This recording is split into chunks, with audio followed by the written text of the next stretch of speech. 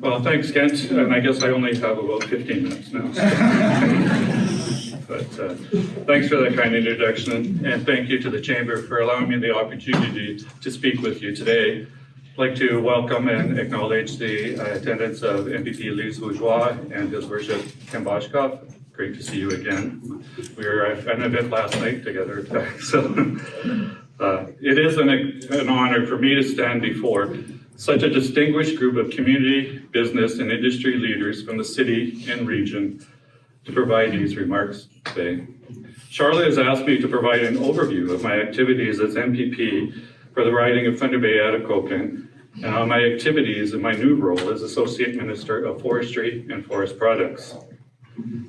The challenge for me in preparing these remarks was how to provide an overview of the activities in a concise manner. The quick response, or as I like to say, the Reader's Digest version, would be, I've been extremely busy. I decided to run provincially because I felt that there was a lot of important items that needed to be addressed, but also, and just as importantly, there were many opportunities that we needed to capitalize on.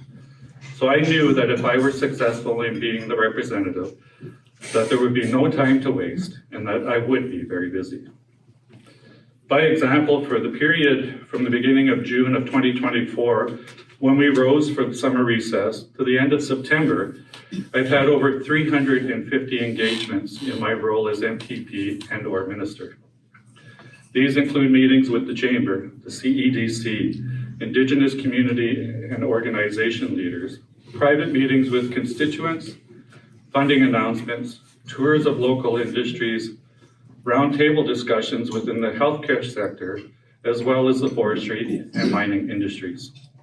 I've met with the leadership of our municipalities, hospitals, the university and college, mills and mines across the region, local unions, the airport and port authorities, and numerous small business leaders.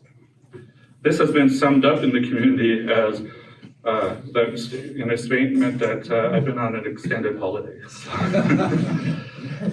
If that's the case, anybody know the name of a good travel agent? I need to change mine. But these numbers are reflective of my schedule since being elected.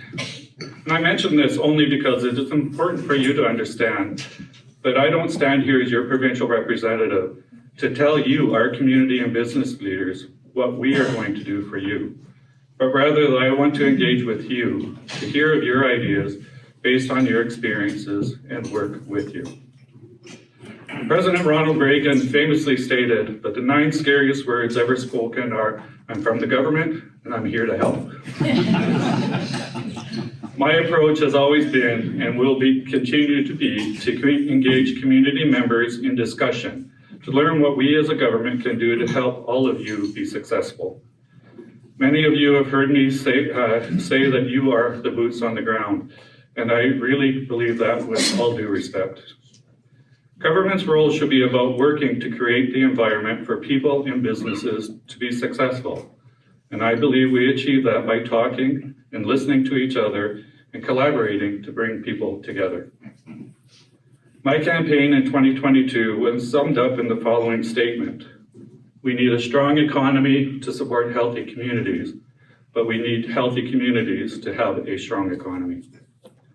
This isn't a chicken or an egg debate.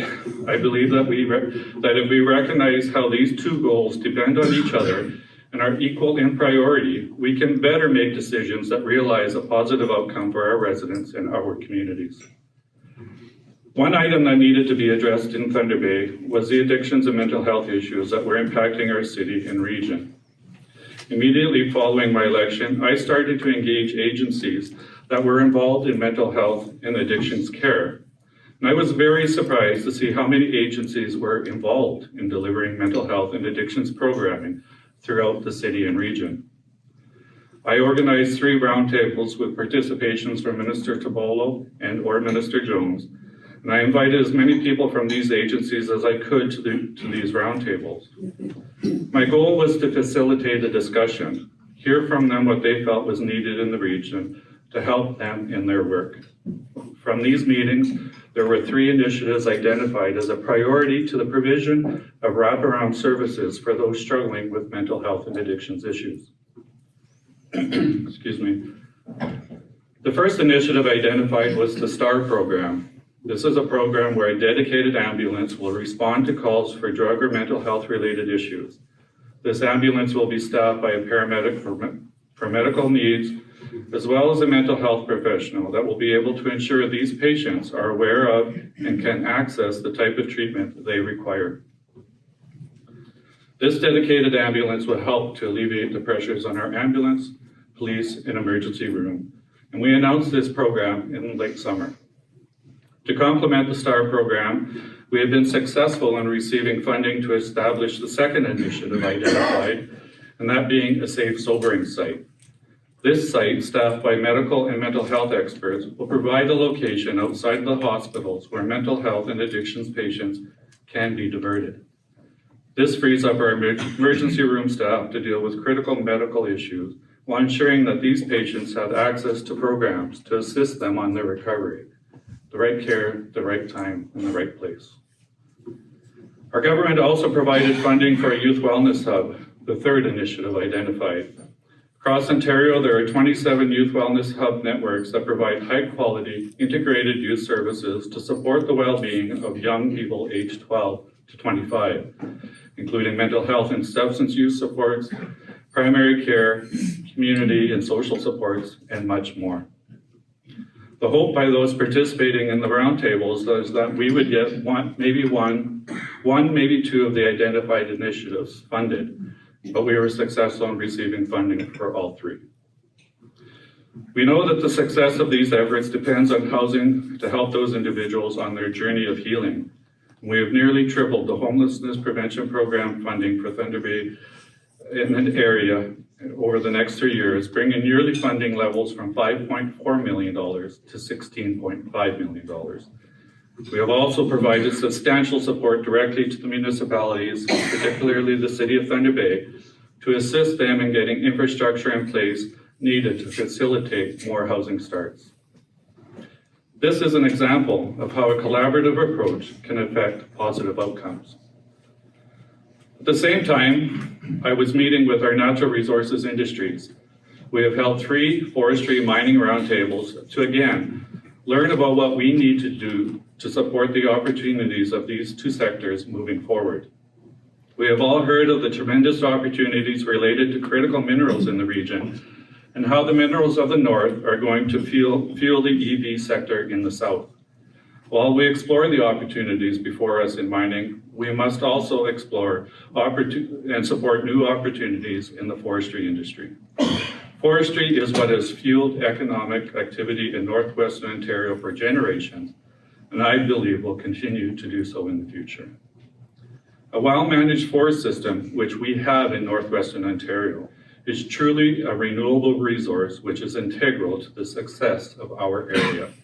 It is important to maintain a healthy industry to support our residents. I believe there are synergies between the mining and forestry sectors, and I'd like to see how we can capitalize on those synergies for the benefit of both sectors. It would be impossible to detail the constituent meetings I and my staff have participated in, from difficulties with marriage licenses, birth certificates, health travel grants, and landlord-tenant issues, to hospital concerns, policing issues, and municipal items. Our office meets daily with people looking for assistance. While I won't say we can solve all the problems, we certainly do our best to connect people with the appropriate ministries and agencies. Sometimes it's just a matter of providing information. Sometimes we must advocate for our constituents with those ministries and agencies. And sometimes it's just taking the time to listen. Happily, funding announcements have certainly been a large part of my duties as your MPP. I am pleased to report that between June 2022 up to the end of October 2024, over $550 million has been invested in the riding of Thunder Bay Atikokan.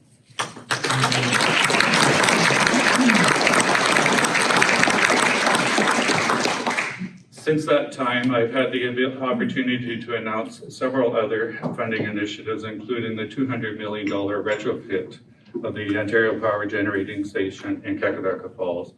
And these are tremendous economic opportunities for the region that will undoubtedly secure and support the programs that provide for our healthy communities. Investments in our hospitals investments include in our hospital for new diagnostic machines and dedicated offload nurses. Investments in our agencies for residential supports, such as after-school and summer programs. Investments in skilled trades training and in small business and major industry to expand operations so they can hire new employees, improve efficiencies and business processes. NOHFC grants have been one tool that has been instrumental in ensuring that our communities continue to grow and thrive. Drawing on my 35 years of experience in our family business, I continue to engage with businesses throughout their riding to better understand what we as a government can do to help them be successful. Things like red tape reduction, which is saving businesses and industry in Ontario $1.2 billion per year and reducing administrative paperwork by 1.5 million hours. This is money and time that is being reinvested into their businesses so they can grow and hire new employees. Small business is the backbone of our economy and provide our residents with employment while contributing to the quality of life in our region. Touring a business and listening to them provides me with great insight. I also meet regularly with the chiefs of the Thunder Bay Police Force, OPP, and NAPS, members of the fire and EMS teams, to hear their concerns and needs in order to provide effective delivery of services to the residents of our communities. I often tell people the biggest job I feel that I have had since being elected has been making sure that the reality, circumstances, and opportunities that exist in Thunder Bay and the region are widely known. Unfortunately, the perception of Thunder Bay has been jaded by numerous negative media soundbites over the years that have focused only on the negativity in our region. I've worked hard to change the narrative and perception of Thunder Bay. Now, that doesn't mean that I do not recognize some of the long outstanding challenges of the region, but I have focused on bringing the challenges to light while also celebrating the successes and positive elements of the region. Every challenge is an opportunity, and this is an area that we can all work together on. It's all right to celebrate our successes while we continue to work together to improve the areas that need to be improved upon. In fact, I think it's imperative that we do so. We are part of a new global reality. The challenges we face with things like health, human resources, skilled trade workers, or attracting new investment to our region are being faced by every jurisdiction across Ontario, Canada, North America, and around the world. We need to market our region to attract business and industry investment, and as well as the people we need to fill our workforce now until the initiatives introduced by our government to fill these positions in the future can be realized. And that is a collective responsibility of industry, Economic Development Corporation, the Chamber, and government from all three levels. But I believe the level best positioned to accomplish this is the municipal level. You know your communities best. Across the Northwest, we need to do this in a way that doesn't pit community against community, because we all rely on each other's successes. We all need to work together to bring about the positive change from the generational opportunities that are before us. This is why I have worked hard in getting as many ministers as possible to the region. What would take me weeks sometimes to explain is best visualized with visits here. And when I have had the opportunity to have ministers' visits, I have taken that opportunity to bring them to the agencies, hospitals, industry, and small business to experience what I have had the privilege of experiencing since my election. And that is seeing firsthand the passion and pride that exists in our community. By example, when the Minister of Municipal Affairs and Housing, the Honourable Paul Calandra, was here, told me he was impressed by the beauty and the opportunities present in the city and region and the passion of the people that he spoke with. Or when instead of having the Solicitor General, the Honourable Michael Kersner, deliver remarks at a podium, when he was here, I put him in the back of a cruiser and the city police officer took us around Thunder Bay to show him the areas in the city with high drug and human trafficking activity. We ended the tour at the Thunder Bay Regional Health Sciences Center, where we highlighted the triaging of patients in the ambulance bay. This was powerful, and like that, I had an advocate for Thunder Bay. And I've had the opportunity to showcase our great region with a few other ministers. This summer, we hosted our 100th minister visit with Minister of Education, the Honourable Jill Dunlop. Having ministers accompany me on tours of facilities such as the hospital, the mill, or even just the streets of Thunder Bay has heightened the profile of Thunder Bay. This has made a huge difference in my advocacy efforts. Being able to visualize the issues and opportunities I am speaking about has helped me to promote the urgency of finding solutions. While Thunder Bay Atikokan is not unique to any of these issues, my job is to keep Northwestern Ontario at the forefront of the ministry minds. It's too easy to forget that one size does not fit all, and our regional realities and vast area can create exceptional circumstances that the bureaucrats may not have considered or been aware of when implementing processes for the delivery of services. I want to thank many of you here today for always filling the room for meet and greets of the numerous ministers' visits. I often hear comments from my colleagues about the warm reception they have always received here and ask when they can come back. We joke about this in that they claim they come from my wife's homemade caramels. I say I'm all right with that as long as you keep coming. Regardless, we have indeed set a record, one that the Premier speaks about often, and I think I am on course for some other unofficial records. Kent talked about it a bit, but in the last 2 years, I've had 6 portfolios, 8 offices, and 3 condos. My filing system is in fact a tote box. This is the glamorous part of the job they don't tell you about. But I am kidding, of course. I continue to feel honored and privileged to represent this great riding and region. The Premier shared with me about the cross-representation of community members that he has witnessed at events he's attended here, and how everyone was so engaged in conversation with each other. He was impressed, and as Charlie indicated in her opening remarks, we witnessed that here today in this room. So as you're aware, I've recently been appointed as the Associate Minister for Forestry and Forest Products. The creation of a ministry dedicated to forestry alone demonstrates Premier Ford's and our government's commitment to the industry. As this is a new position for me, I am immersing myself in the role in the same fashion I took as your MPP. I have met with several industry stakeholders over the last 3 months, including holding roundtables across the province. This is a portfolio that I am very excited to serve in, despite the challenges we face. As a lifelong resident of Northwestern Ontario and having served as Mayor of Conwy for 31 years, I am very familiar with the importance of the forestry industry to our region. The forest products part of my position is new, but it fits well with my belief that we need to start marketing and capitalizing on the products that can be derived from our abundant renewable natural resource. I'm sure most of you have heard about biomass. Our government has committed $80 million over 4 years into processes of companies advancing products that have the potential to revolutionize our forestry industry, while also providing clean energy production to meet the increasing energy demands of our province. Biodiesel that can be produced will help industries such as mining significantly reduce their carbon footprint, while ensuring that currently unused parts of a tree are put to waste. I didn't call it waste again.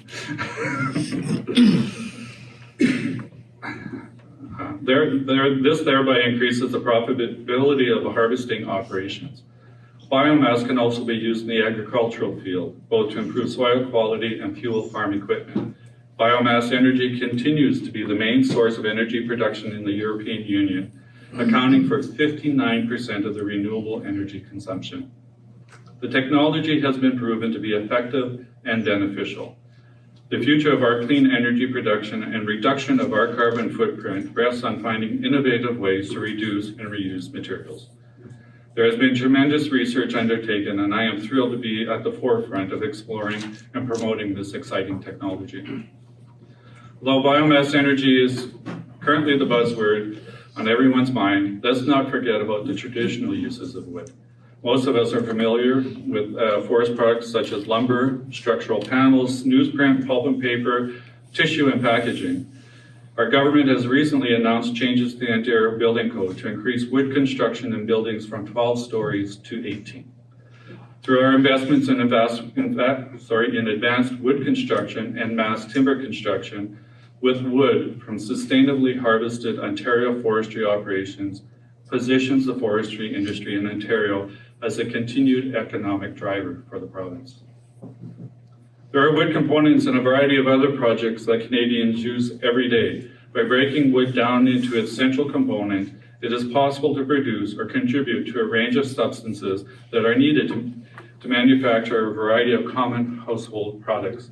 Products such as bath towels, toothpaste, nail polish, makeup, disinfecting wipes, lighter plastics and glass for the automotive industry. These all contain products, wood products, or byproducts. As I mentioned, while I've met regularly with our local mill officials since my election as MPP, my new responsibilities encompass forestry industries throughout Ontario, increasing demands on my time. I want to ensure you that my constituents and the health and well-being of my riding will remain my priority. Given how important my role as Associate Minister of Forestry and Forest Products is to our region, I am pleased to be in a position to ensure the industry's viability and sustainability for future generations. The transition into my ministry and cabinet responsibilities have been made much easier and smoother by the unwavering support and guidance from the forestry sector itself. It has been inspiring for me to see the dedication and commitment to collaborate with government and across industry to bring about stability and sustainability to the sector.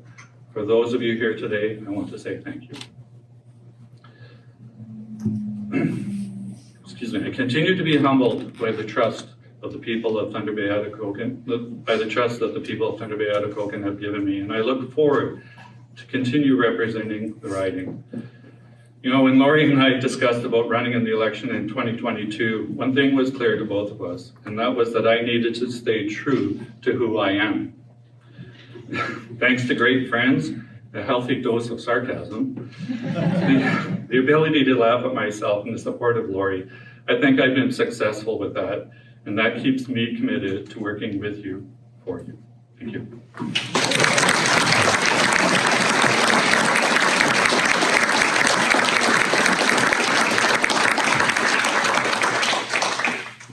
So Kevin has generously offered to answer some Q&A, some questions, and hopefully provide some answers. But you know, I don't know that offer. Take it. He said you could ask questions. He didn't say he'd give answers. So if anyone has a question, could you please raise your hand and I'll acknowledge you. And then stand up and introduce yourself before you ask your question. Thank you. Back to Forestry College.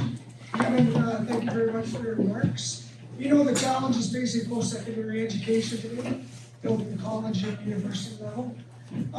You talked about trades education specifically.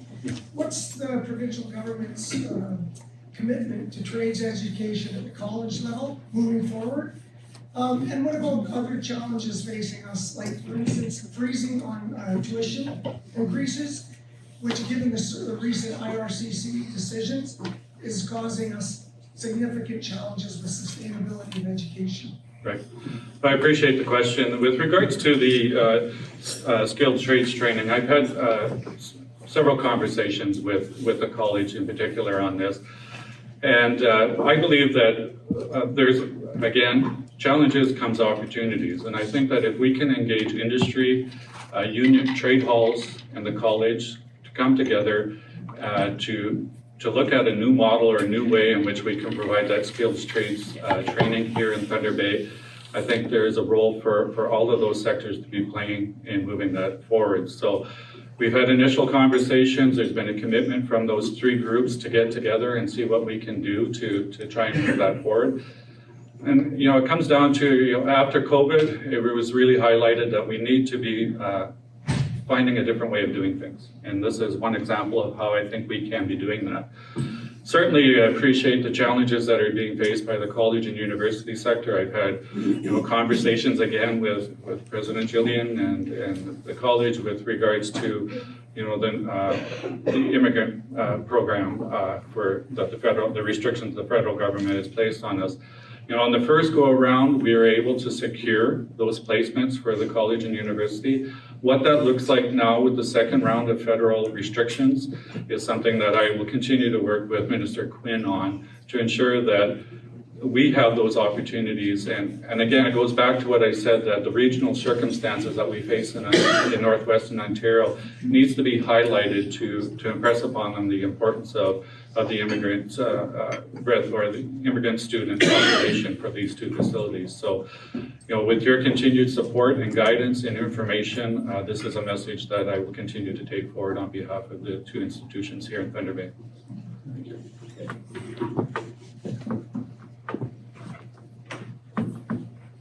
Hi, Kevin. Hi. I'm Louise McKissick from Wellspring Psychotherapy. Thank you so much. I'm here specifically when I saw that you were going to be speaking about mental health.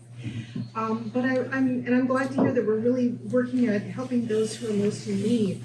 But I want to point out that 1 in 5 Canadians suffer from mental health issues in any given year. So that's a lot of people in this room. And I'm really concerned about the worried working well. Okay, for example, over 1 million men in Canada experience depression. These are Stats Canada and the Canadian Mental Health Commission statistics. 21% of all Canadians would qualify for an addiction. OHIP does not sufficiently cover mental health services. It's outdated. We know that mental and physical health really go hand in hand. We also know from research that's been done for decades that behavioral health interventions such as psychotherapy, critical in treating these issues. So we really need to nip these things in the bud. And I know that the Ontario government has made a lot of headway in terms of, in expanding pharmacare, because let's face it, you don't just go in and see a doctor. Generally, they'll write you a script. And many Canadians don't have coverage for their pharmaceuticals through their workplace. So I'm wondering if you could talk a little bit about that. Thank you. Okay, lots to unpack there, but thanks for the question. I appreciate it. Absolutely, we're very well aware about and the issues and the concerns and the realities around mental health and addictions. I believe that, as I stated, that we have to have healthy communities for a strong economy, that Thunder Bay isn't going to realize its full potential unless we address some of those concerns, which is why immediately following my election, I started engaging and addressing that topic here in Thunder Bay. It wasn't that I came in and I told the agency or the agencies what they needed to do. In fact, they told us what they needed to help support them. Minister Tobolo, who just got his doctorate actually, so it's Dr. Tobolo now, has done a lot of work on that file. You're absolutely right, there's more work to be done, but we're finding ourselves in a position because of lack of investment, lack of planning. We're dealing with a crisis situation while we continue to plan for the future. As you stated, I believe we have made tremendous headway on it. There's more work to be done on that file. We meet with colleagues of yours down at Queen's Park regularly, even during advocacy days where I've had the opportunity to meet with them myself. And it's through that information and that feedback coming from the agencies as we roll out new programming, telling us of the effectiveness of it. Because I firmly believe that, and our government has put into place mechanisms to measure outcomes. We can't wait for an election cycle to determine if something's working. So our government putting in mechanisms to measure those outcomes so that if we have to, we can course correct or change direction to ensure that the intended outcomes are being received or realized, sorry. Okay. But we look forward to your continued help on that. I'm going to pop in with a quick question since I'm No, here. that wasn't part of the deal. So in your role as Associate Minister of Forest and Forest Products, we know that there's a bit of uncertainty around how the change in the U.S. government might impact particularly softwood lumber. And I'm wondering what your role might be in any of that issue moving forward. So we didn't actually wait for the outcomes of the American election before we started the conversation on this. We knew that regardless of which party was elected in the United States, part of their platform was to look at tariffs and increase tariffs on Canadian products, particularly forest products. So we have been working on developing a strategy. It's a little bit different from one candidate to the next in the approach. But the plan is that with my provincial counterparts across Canada and meeting with the federal representative minister, and how best that we can address this and develop that Canadian plan. Obviously, our focus is going to be Ontario because the differences that are being experienced in British Columbia, by example, and Ontario are vastly different. So we have to make sure that we are communicating very well with regards to what we need specifically for Ontario. We got a little bit of a, maybe thrown a bone, pardon that expression, that, President-elect Trump has come out and stated that he's going to put a 10% tariff across the board. Well, that would benefit us, right, in the forestry sector, because we're concerned that we could see tariffs go as high as 24% in the United States right now.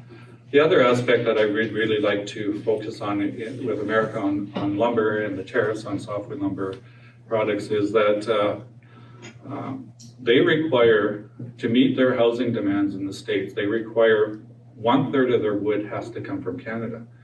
So if your concern is that we're flooding your market with cheaper wood, then apply it after that 1/3 need that you have. Determine how many million board feet the capacity is that you require, and apply tariffs on the amount after that. Their current stand is driving up, in my opinion, their costs in the United States, making housing unaffordable for a lot of people in the United States as well. So there's obviously a lot of work to be done on that. We've initiated those conversations well in advance of the outcome of the American election, but we're going to tweak it now that we know who it is we're dealing with. One more question from the floor, going. Roberta.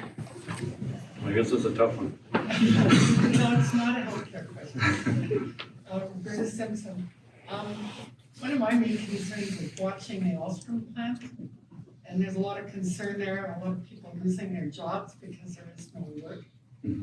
I might be mistaken, but I think the federal government has been dragging their heels with respect to providing the funding. And I'm wondering what the province is doing to make that happen, because I would sure hate to see what will happen to our economy without those jobs. Absolutely, thanks for the question, I appreciate it. You're absolutely right. The City of Toronto and the Province of Ontario has committed funding to the one line in particular, and the federal government has not yet come to the table with that commitment. Premier Ford is one of our strongest advocates with regards to transportation in the province of Ontario, and he continually meets with the federal government to get that commitment from them for the line. What I can say is that, I've met with Alstom numerous times, and I think I have a meeting coming up, in fact, here soon. And, part of the business decision at Alstom, changing focus, and there's work on refurbishing, which is helping to maintain a level of jobs at the factory. We would love to see, the commitment coming from the federal government so we can get that manufacturing together. Going again, but I would just say, I can't say much more, but just stay tuned. Okay. Is that fair? I always love it when Kevin says stay tuned, because that's always good news. So thank you so much for your time.